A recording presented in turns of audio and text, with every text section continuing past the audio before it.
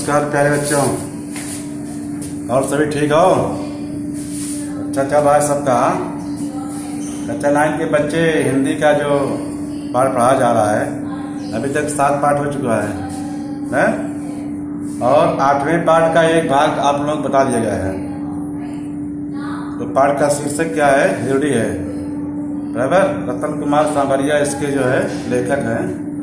ये पूरा पढ़ा है। इस पाठ में जो है एक जो घुमक्कड़ जनजाति के लोग हैं वो कठोर हृदय के होते हैं, लेकिन उनका हृदय कैसे पिघलता है यह बड़े ही मार्मिक ढंग से उन्होंने लिखा है कि लक्ष्मीनाथ एक जो है सफेद को नहीं बोलते हैं, और जो जनजाति के लोग होते हैं उस जनजाति का व्यक्ति है, और वह जो है अपना साथ उसके साथ एक पालतू कुत्ता है, कल बताया गया था, जिसका नाम शेरू था। तो उसको जो है उसका शेरू बहुत शिकारी था। एक दिन लक्ष्मीनाथ अपने डेरे में सोया हुआ था और जब सूर्य जो निकला तो उसकी रोशनी जब डेरे पर पड़ी तो देखा तो सूर्य का काफी ऊपर चला गया था, 3-4 बांस दिखा गया उसमें ना। तो बाहर देखता है तो उसका कुत्ता जो है मृग के बच्चे को, मृग के शावक को घेर रखा था, और वह देखा तो प्रसन्न हो गया बराबर कि आज जो है बड़ा अच्छा है शिकारी मिला है। वह जाता है और वो छुरा जो है जहाँ रहता है उसमें छुरा खोसा था डेरे में, वहां से लेकर उसको आता है और उस मृग को पकड़ता है। कल हम लोग यहाँ तक देखे। आज देखे पाठ्य पुस्तक आगे क्या दिया गया है। आइए हम लोग देखते हैं पाठ्य पुस्तक को, बराबर।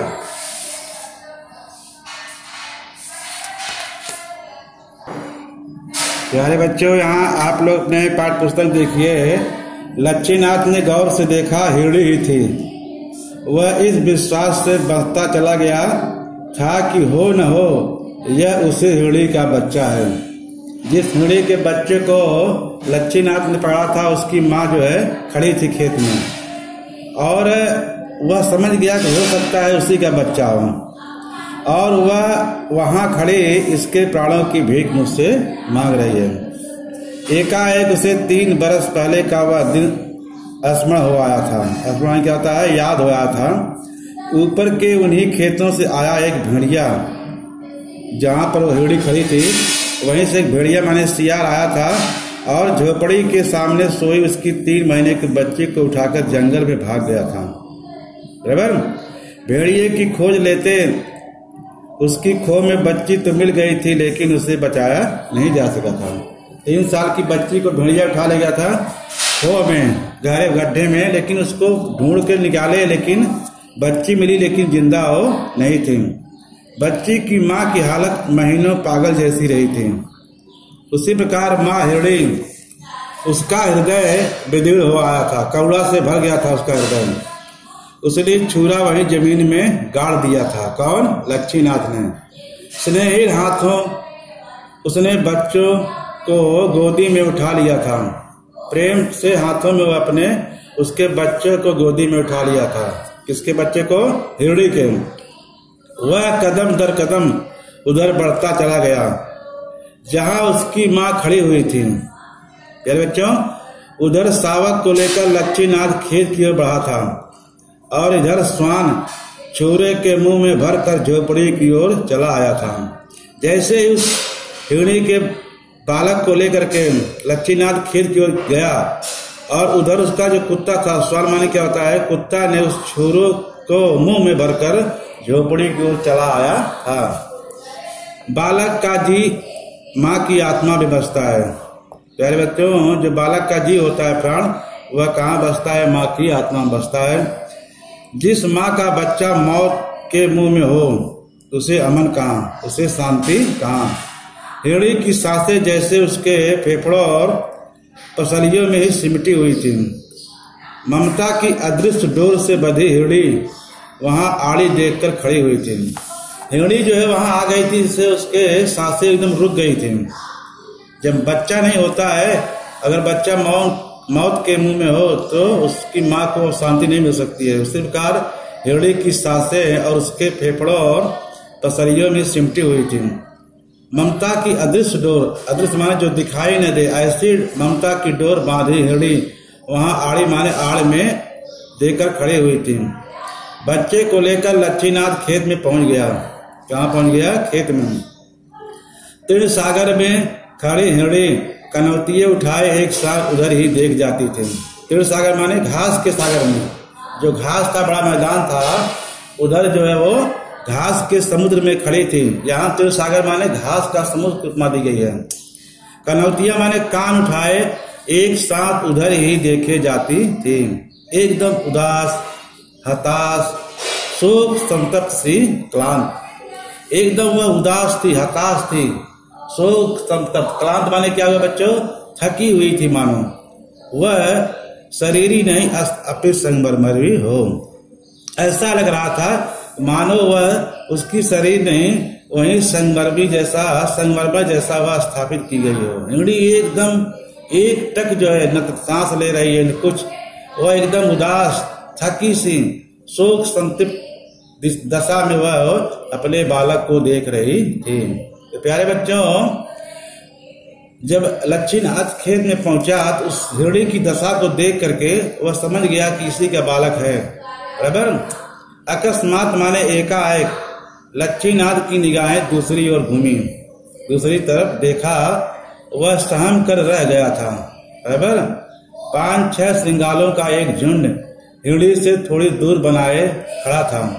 जहाँ हिरणी थी उसके आगे 5-6 सियारों का एक झुंड जो है हिरणी से थोड़ा दूरी बनाए खड़ा था। क्यों खड़ा था? कि सियार यह उम्मीद बांधे थे कि मृत प्राय है हिरणी, उसकी सांसें टूट जाएगी और उनका हम लोग भोग भक्षण होगा, उसको हम लोग खाएंगे। इसी ताक में जो है सारे के सारे श्रृंगार जो है खड़े थे। लच्छीनाथ ने धरती पर पांव की धमक के साथ उसको हटकार दिया था। मैंने लच्छीनाथ ने धरती पर जोर से पांव पटका और यह देख करके सारे श्रृंगार डर के नाते वहां से भाग गए। गीदड़ को कायर का पर्याय कहा जाता है। गीदड़ जो होते हैं कायर माने डरपोक के पर्याय हैं। बराबर। ये बहुत जल्दी डरते हैं प्यारे बच्चों। धमक, आदमी की रूह नजर पड़ते ही वे सबके सब सिर पर पैर रखकर भाग खड़े हुए थे। जैसे आदमी की आहट उनको मिली, वे सारे जो है श्रृंगार जो थे वहां से भाग गए थे। और वहां केवल प्यारे बच्चे कौन थी? केवल हिरणी खड़ी थी। कौन? हिरणी। हिरणी क्यों खड़ी थी? क्योंकि वह अपने बच्चों को देख रही थी। उसका बच्चा लिए हुए हाथ में लच्छीनाथ जो है उस खेत में गया था जहाँ उसकी माँ थी। और उसका जो है कुत्ता, जो शिकारी कुत्ता जो था, श्वान जो था उसका शेरू, वह झोपड़ी की ओर चला गया था। तो लच्छीनाथ का कठोर हृदय जो अब धीरे धीरे पिघलने लगा है, क्योंकि इसके पहले जो घटना घटी थी कि लच्छीनाथ की 3 साल की जो लड़की थी उसको उठा ले गया था श्रृंगार। बराबर। उसको तो लोग ढूंढे लेकिन वो कैसे पाई गई? मृत पाई गई थी। तो प्यारे बच्चों, इस दूसरे भाग में हम लोग यहाँ तक आप लोगों को समझाया हूँ। बराबर। इसके साथ साथ जो है हम लोग श्यामपट पर चलेंगे, देखेंगे वहां पर जो है जो आकलन कृति है, शब्दार्थ है और प्रश्नों के उत्तर है, उसको देखेंगे। और उसके साथ साथ फिर जो है इसको आगे जो अगला भाग जो फिर आप लोगों को बताया जाएगा। आइए आप लोग हम सब चलते कहाँ? श्यामपट पर, देखते हैं क्या लिखा गया वहां पर। तो हिंदी पाठ का नाम हिरणी भाग 2। आप लोग जो किताब देखेंगे तो याद दिया गया है, लच्छीनाथ ने गौर से देखा, डैश डैश डैश, पैर रखकर भाग खड़े हुए थे। कौन खड़े हुए थे? श्रृंगार। तो यहाँ से आप लोग बताया गया है परिच्छेद में। यहाँ शब्दार्थ आप लोग देखिए। अमन माने क्या होता है? शांति। अदृश्य, जो दिखाई न दे या जो न देखा जा सके। जो दिखाई देता हो क्या है? अदृश्य है। तीर्ण सागर, घास का समुद्र माने वह हिरणी जो है वो घास में खड़ी थी, तो घास का समुद्र था उसके लिए। कनौती माने पशुओं के कान, क्लांत माने शांत, थका हुआ, श्रृंगार माने शियार। पर्याय माने क्या होते हैं बच्चों? विकल्प।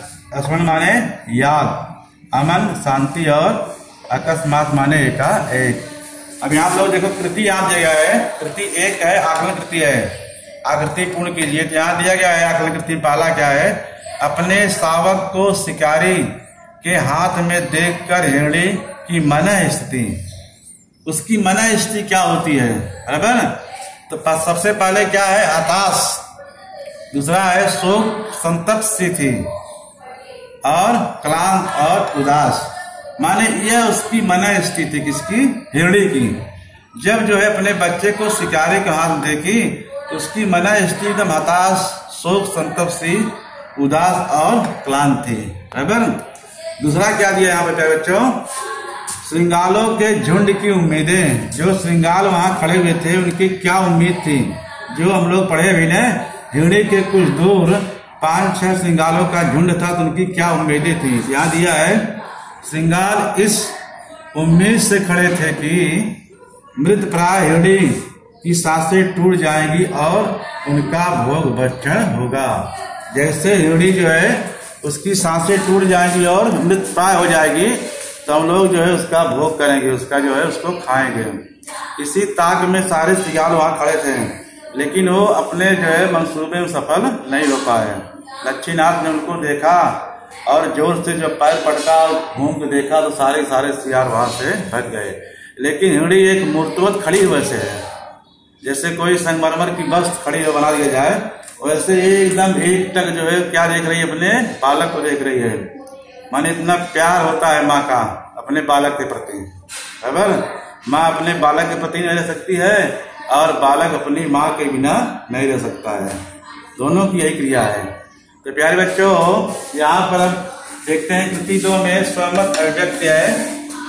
हिरणी की मन स्थिति का वर्णन कीजिए। हिरणी की मन की स्थिति का यहाँ वर्णन किया गया। आप लोग देखिए ध्यान से। लेखक ने सावक की माँ की मन स्थिति का बड़ा एक करुण चित्रण किया है। छोटे बच्चे अपनी माँ के बिना नहीं रह सकते, माँ भी अपने बच्चे के बिना नहीं रह सकती। इस कहानी में हिरणी का सावक एक शिकारी के चंगुल में फंस गया है। ये जो कहानी है इसमें हिरणी का सावक एक शिकारी के चंगुल में फंस गया है। माँ अपने बच्चे को जब मौत के मुंह में देखती है तो उसे शांति नहीं मिलती। उसे स्वयं सांस लेना बड़ा मुश्किल हो रहा था। किसको? हिरणी को। ममत्व के कारण हिरणी घास के आड़ में खड़ी थी। कहाँ थी? घास के आड़ में खड़ी थी।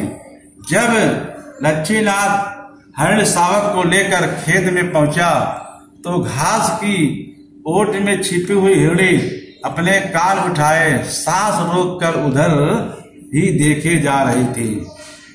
जिधर जो है लक्ष्मीनाथ था उधर ही देख रही है, कान उठा करके सांस को रोकी हुई है। वह अपने बच्चे को इस स्थिति में देखकर एक उदास, हताश, शोक संतप्त सी तथा क्लांत थी। वह अपने स्थान पर मूर्तिवत जो है खड़ी थी।